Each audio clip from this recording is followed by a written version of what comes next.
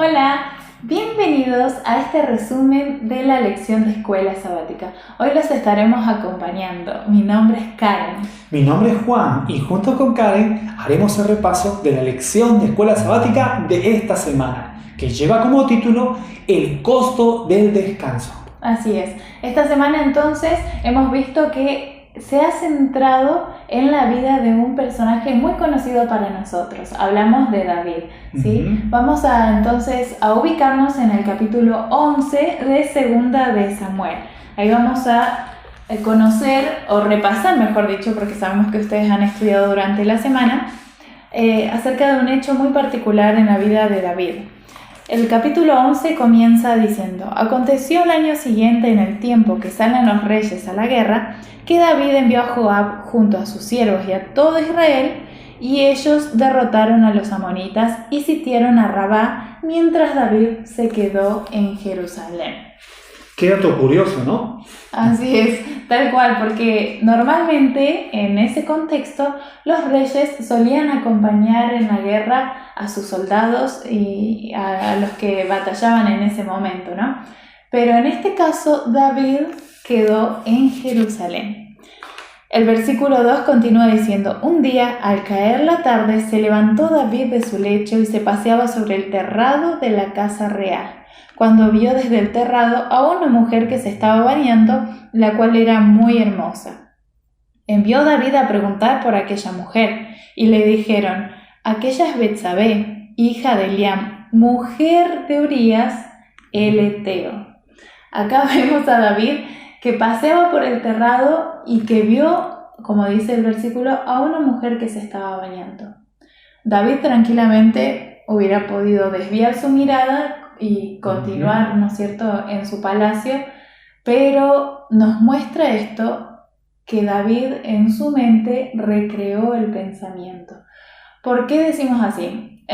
Nos está comentando que David no solamente quedó mirando a la mujer, sino que mandó a averiguar quién era ella. Esto da señal de que David en su mente seguía con ese pensamiento, a pesar de saber que lo que estaba haciendo no era correcto.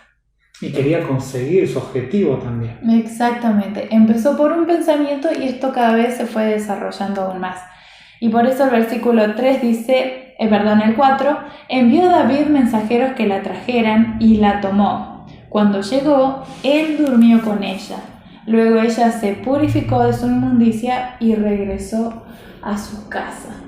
David empezó, como decíamos recién, con un pensamiento, pero un pensamiento que además lo fue recreando en su mente y por ende lo llevó a la acción. Esto nos hace también reflexionar y recordar lo que dijo Jesús. Tengamos mucho cuidado, porque desde dónde comienza el pecado, desde dónde se va originando. Desde la mente. Desde la mente. Exactamente. Y acá vemos que David así fue. Empezó en su mente, pero lo llevó a la acción finalmente, ¿no? Entonces la historia continúa, ¿no? En el versículo 5, cuando dice: la mujer concibió y mandó a decir a David: estoy encinta. Betsabé, luego de tener relaciones con David, además quedó embarazada. ¿Y será que David, cuando pasó toda esta consecuencia, cuando sucedió esto, será que David reconoció o se dio cuenta de la magnitud de su pecado? ¿Se dio cuenta del error que había cometido? Lamentablemente, como vemos en la historia y como hemos repasado, a través de diferentes sucesos que van sucediendo, nos va mostrando que David trató de encubrir.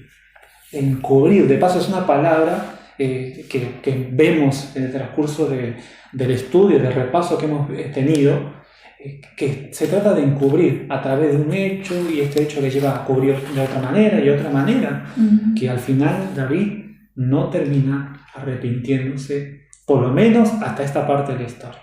Exacto. La historia continúa diciendo que David habla con Joab pidiéndole que enviara a Urías, el esposo de Betsabé, porque David quería hablar con él. Cuando llega Urías, ustedes conocen la historia, cuando llega Urías al palacio a hablar con David, David le ofrece que vaya a su casa y que duerma con su mujer, ¿no? Que se quede en su hogar. Pero Urías, siendo un hombre tan fiel, tan valeroso, al final no quedó a dormir en su casa, sino que se quedó en el palacio junto a los soldados de la Guardia Real esa noche. Y es tremendo porque Urías es un hombre bastante fiel y él no se quería quedar sin hacer nada porque sabía que todavía seguían en guerra y él sin embargo quería cuidar a su rey, quería seguir sirviendo. Qué admiración de este hombre, pero qué tristeza lo que sucede también después, ya que David no logra conseguir con su objetivo, empieza a buscar otra manera de cómo deshacerse, cómo encubrir, como hemos hablado, cómo encubrir todo esto. Así es. David tenía la intención de que Urías fuera a su casa, se llegara a su mujer, es decir, tuviera relaciones con su mujer, con su esposa, y por ende luego el embarazo pudiera parecer que era de Urías, ¿no? Pero esto no resultó así. Urías, como dijimos, quedó en su casa, luego volvió a pasar lo mismo porque David encima buscó embriagar a Urías y así fue, pero de igual manera Urías no volvió a su casa y nuevamente el plan de David fracasó. Ante esta situación se vio atado de manos y lo que hizo David es justamente lo que nos sorprende muchísimo y podemos sacar muchísimas lecciones también de esto. David envió, dice en el versículo, podemos leerlo, ¿no? Podemos continuar ahí en el versículo 14, que dice: a la mañana siguiente escribió David una carta a Joab, la cual envió por mano de Urías. En ella decía: poned a Urías al frente, en lo más recio de la batalla, y alejaos de él para que sea herido y muera. David entregó en manos de Urías la carta de la propia muerte de este soldado, de este fiel soldado, ¿no? Y qué triste porque después sucede que Urías muere. Muere como él fue al frente y todos los que venían del lado enemigo atacaron a los que estaban en la parte delante y muchos de ellos murieron, entre ellos Urías el Eteo. Pero Karen, no solamente sucedió eso también, no solamente utilizó eso David para encubrir su pecado, sino que finalizó también para encubrir su pecado. En el versículo 26 y 27 se casó con Betsabé. Él de alguna u otra manera trató de encubrir su pecado. Tal cual, es impresionante. En ese versículo vimos claramente la intención de David de matar a Urías. Esa era clara su intención, ¿sí? Entonces, luego, como decíamos, mandó a que una vez que murió Urías, Betsabé se casara con él y claro, aparentemente el embarazo había surgido desde ese momento, pero sabemos que no fue así. David encubría su pecado ante los demás, pero ante Dios no podía hacerlo. Y eso nos da mucha reflexión, nos llama a reflexión, en cuanto a que cada vez que nosotros, en vez de confesar nuestro pecado, empezamos a encubrirlo, nos lleva a consecuencias, nos lleva a poder buscar una y otra manera para que el pecado siga cubierto, pero que sin embargo todo al final sale a la luz. Y no había quedado eso a vista ciega ante los ojos de Dios, sino que Dios envió a su siervo para que pudiera llamar a reflexión y a David. Y con esta parte, con esta historia del capítulo 12 en adelante, queremos ir cerrando este repaso, porque lo que sucede aquí es que a través de una parábola, ustedes pueden leerlo en el capítulo 12 del libro 2 de Samuel, a través de una parábola, una historia, el profeta llama a reflexión. Encima la historia es referente al oficio que David había tenido, que él era pastor de ovejas. Ustedes saben que se comenta la historia de un hombre que tenía muchas ovejas, el otro tenía uno solo, y que esa una sola la quería como un hijo. Entonces la cuidaba, velaba por esa ovejita, la quería un montón. Cierto día llega un amigo y el hombre, para poder darle de comer a este amigo, en vez de matar las ovejas que él tenía a cargo, agarra y saca la oveja de esta oveja querida de este vecino y la mata para dar de comer a su amigo. David se enfurece, y usted puede leer eso en el versículo 5, dice que se encendió el furor de David violentamente contra aquel hombre y dijo a Natán: vive Jehová, que es digno de muerte el tal que hizo. Pero al final sabemos que ese mal hombre de esta historia representa a David, que teniendo, que en el caso que hizo con Urías el heteo, va en referencia de lo que se menciona en la parábola. Qué triste es ver que todo este suceso lo llevó a David a cerrarse y a cegarse tanto, en vez de confesar su pecado, empezar a arrepentirse. Y después de toda esta historia, David recién entró en reflexión y recién empezó a arrepentirse. Él se dio cuenta que intentando tapar un pecado, cometía otros. Es decir, que buscaba él tapar sus pecados con otros pecados. Pero a través de esta parábola, él pudo reflexionar, ¿verdad? Y qué bueno que David haya abierto su corazón, porque pudo haberlo cerrado. Y de paso después vamos a leer el Salmo 51, que es muy importante que lo podamos leer, y con eso cerramos ya este resumen, ¿sí? Pero es importante que nosotros tenemos en cuenta algo, de que todas las cosas que nosotros nos terminamos confesando a Dios y que Dios nos brinda su perdón, lamentablemente el pecado trae consecuencias. Y de las consecuencias Dios no nos puede librar. Dios nos acompaña en todo este proceso de restauración, pero de las consecuencias Dios no los puede librar, porque lamentablemente son consecuencias de nuestras malas decisiones.